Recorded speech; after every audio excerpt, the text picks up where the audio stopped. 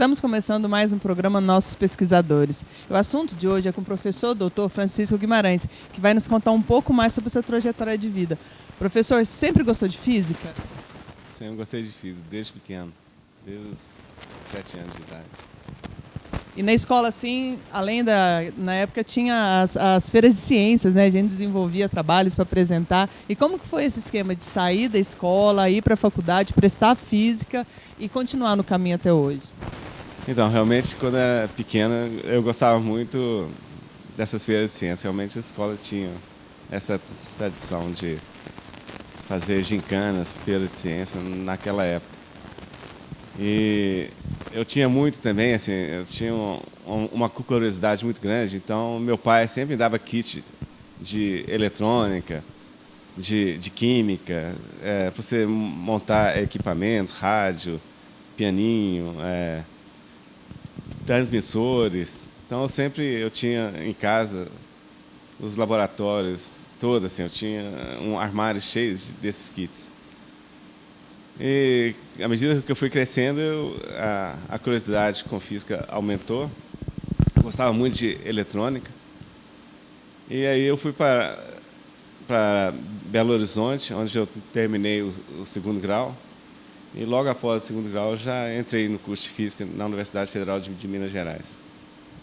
Fiz o curso em 4 anos. E logo após eu entrei no mestrado, onde eu desenvolvi estudos de transição de fases de segunda ordem por técnica de ressonância paramagnética eletrônica. Fiz 2 anos de mestrado e logo depois do mestrado eu arranjei a oportunidade de ir para a Alemanha, isso por volta de 1985. E fui fazer o doutorado na Alemanha, onde eu acabei ficando, além dos 4 anos de doutorado, mais 3 anos fazendo um pós-doutorado. No doutorado na Alemanha eu fiz em semicondutores, principalmente filmes finos, semicondutores, filmes ultrafinos, postos quânticos, pontos quânticos. E aí eu fiz o doutorado em 4 anos e depois eu fui para outra cidade para desenvolver, num projeto grande alemão, para desenvolver o LED azul, que na época ainda não existia. Fonte de luz que emite no azul, semicondutora. E na época tinha uma corrida muito grande para o desenvolvimento do LED azul. O LED azul foi tão importante que em 2014 foi dado o Prêmio Nobel para os inventores do LED azul. Então, trabalhei 3 anos de forma intensiva na pesquisa, principalmente na ótica dos LEDs azuis. Então, basicamente, na Alemanha, eu tratei de semicondutores e propriedades óticas desses materiais. Mas, infelizmente, os japoneses ganharam o Prêmio Nobel. E aí, depois, eu voltei para o Brasil, em meados dos anos 90, e desde lá eu estou aqui no Instituto de Física de São Carlos. Professor, como que o senhor faz um comparativo entre a parte educacional do Brasil e da Alemanha? Porque deve ter sido um choque cultural. É bem diferente. Mas tem um aspecto importante que é igual lá, o que eu ensino lá é público, desde da infância até o ensino superior público. Você não paga seguro de saúde, não paga nada em qualquer etapa de estudo. Então, isso foi muito bom. Assim, isso, comparativo com o Brasil, aqui também no Brasil tem escolas públicas que você não paga o ensino superior, também o ensino básico também. Mas o que é interessante na Alemanha é a liberdade que a gente tinha para trabalhar. A gente tinha uma liberdade muito grande para fazer as coisas e o dia rendia. Sabe? Assim, a gente começava o dia às 7 horas da manhã e ia até às 6 horas da tarde. E o que é interessante é que o dia rendia muito, a gente fazia muita coisa num dia. Isso eu tenho essa saudade lá, era isso. Você entrava às 7, saía às 6, mas com aquela impressão que o dia rendeu. E isso foi muito bom na época.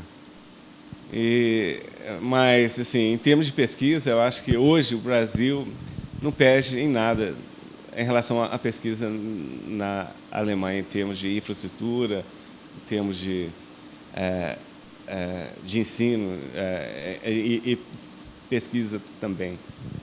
Hoje, o Brasil, podemos dizer que o Brasil está muito bem nessa área. E a questão do LED azul? Lá na Alemanha você trabalhou, ajudou a desenvolver essa parte do LED azul. Quando você voltou ao Brasil, esse LED já era comercializado, já tinha trabalhos aqui? Não, o LED azul só foi desenvolvido mesmo, então houve a descoberta, né, em meados dos anos 90, mas isso precisa de um desenvolvimento. O LED azul só foi aparecer no mercado mesmo no início dos anos 2000. Então, os celulares, só foi possível ter essa tela inteligente por causa do LED azul. Estava todo mundo esperando. Uma das coisas importantes, assim, você não teria as cores todas que a gente vê hoje numa tela de um celular se não tivesse o LED azul. Então, um dos atrasos no desenvolvimento de um celular inteligente foi o LED azul. Então, o LED azul só apareceu no início de 2000, e a partir daí houve o desenvolvimento, por exemplo, de equipamentos tipo esse, que a gente usa hoje em dia, que todo mundo tem.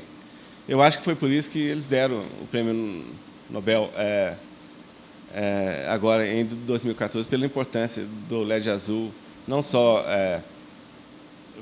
como sendo um evento importante, mas também pela disseminação que proporcionou essa invenção. Assim, o LED azul foi desenvolvido por último. Já tinha sido feitos os LEDs vermelho e verde, já tinha sido desenvolvido isso, mas precisava do LED azul para formar todas as cores que a gente precisa para se formar uma imagem. Professor, como era em 85, 86, não ter a internet, não ter o contato mundial, não ter essas ferramentas para trabalhar? Porque na época era nos livros, era na Barça, na Mirador, tinha que sentar, ler e realmente você estudar pelos livros. Como que foi essa dificuldade? Porque hoje a gente vê esses estudantes com tanta facilidade de entrar numa rede social, de entrar num Google, você pegar um trabalho pronto, você discutir sobre aquele trabalho ao vivo, e na época não, você não tinha nem, como dizer, o telefone, o contato direto, dessa facilidade de ter, né, entre países. Como foi trabalhar nessa época? Então, é engraçado, né? A gente se adapta a tudo, né? E na época a gente não se sentia isso, porque a gente não tinha uma visão de mundo como seria o mundo. Então a gente se comunicava, por exemplo, por carta. As cartas geralmente eram feitas, escritas à mão, né? E a gente mandava essas cartas e chegava 2 semanas depois. E também, assim, por exemplo, você conseguir um artigo, vamos supor, você está fazendo uma pesquisa e você precisa embasar a sua pesquisa em trabalhos de outras pessoas, então você pega os artigos, você vai numa biblioteca, e na época você tirava xerox desses artigos, então a gente tinha pilhas e pilhas de artigos. Eu tenho esses artigos até hoje, eu não joguei fora, porque é engraçado isso, né? Porque dava um trabalho enorme. Você procurar na revista, você tinha que ir na revista, ler a revista e achar os artigos. Então não era fácil, a gente precisava de um tempo muito grande para fazer isso. Então é engraçado porque lá na Alemanha a gente tinha esse tempo, sabe assim? O dia ele rendia, e pelo fato do dia render, a gente não sentia muito, sabe assim, esses aspectos o trabalho enorme para você fazer uma pesquisa científica. Hoje as coisas ficaram muito mais fáceis, mas eu acho que o nível de estresse hoje é muito maior também. Assim, eu acho que tanto a Alemanha da época, hoje a Alemanha é totalmente diferente do que na minha época na Alemanha. Assim, o nível de estresse era bem menor. Hoje a gente trabalha muito mais e com todo o recurso, e isso não aliviou nada o estresse. Então, assim, da nossa vida. Então, assim, eu tenho hoje saudade daquela vida que a gente esperava por 2 semanas por uma carta. Sabe, assim, eu acho que essa espera fazia com que a vida fosse mais tranquila, mais sem estresse. Hoje a gente acessa os dados em poucos segundos. Eu acho que isso cria uma certa expectativa, não assim de espera, mas de uma expectativa de ter mais, né? Assim, de ter quanto mais rápido melhor. Então, assim, isso é ruim. Na época a gente tinha que esperar a carta chegar, né? Tinha que esperar as coisas acontecerem. E isso dava para a gente um certo alento, sabe? Assim, a gente trabalhava muito mais assim, sem estresse do que a gente trabalha hoje. Então, essa é uma coisa ruim daquela época, da época de hoje. E só falando essa questão de dados, de internet, se tivesse naquela época, facilitaria seu trabalho? Ou não? A questão do Xerox foi importante, porque, querendo ou não, a gente tinha que ler. Eu sou da época que não tinha internet, tinha que estudar. E você tinha que ler, você tinha que riscar, você tinha que fazer aquele resumo para levar para a escola, para você ler para uma prova, e você não tinha esse acesso. Mas talvez seu estudo teria sido mais desenvolvido se tivesse essa questão da internet, dos dados, ou essa rapidez de informação? Sem dúvida.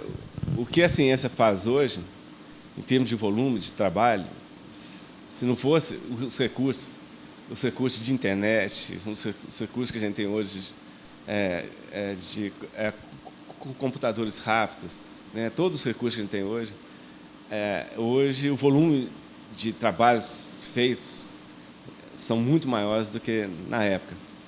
Mas a qualidade do trabalho feito na época não deixa nada a desejar, tanto que tudo foi feito naquela época. A gente está hoje usufruindo daquele trabalho minucioso, daquele trabalho, né, sem aquele estresse, grande estresse que a gente tem hoje, e que a gente conseguia fazer as coisas, desenvolver os projetos, inventar as coisas, né? Então, eu acho que o volume hoje é muito maior, mas tudo que precisa, que a gente tem hoje, foi desenvolvido naquela época, com aquela dificuldade toda daquela época.